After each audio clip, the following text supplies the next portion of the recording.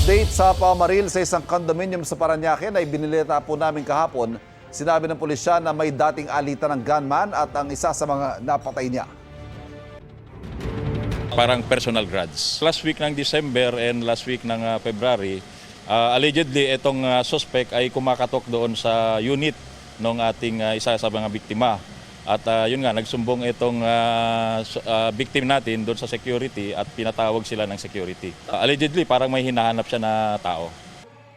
Humihingi pa ng karagdagang detalye ang Parañaque Police sa Azure Property Management tungkol sa dating alitan umano ng gunman at isa sa mga biktima. 2 ang napatay ng gunman, 4 naman ang sugatan. Pinupuntahan na raw ng pulisya mga kamag-anak ng gunman na posibleng makapagturo o makakumbinsi sa gunman na sumuko na. Sinabi ng Azure na nakikipagtulungan sila sa otoridad kaugnay sa investigasyon. Prioridad daw nila ang kaligtasan at seguridad ng kanilang mga residente. Buo raw ang ibinibigay na suporta ng Azure Property sa mga biktima at sa kanilang pamilya. Tinitiyak din daw nila na maibibigay ang lahat ng tulong na kailangan ng mga biktima.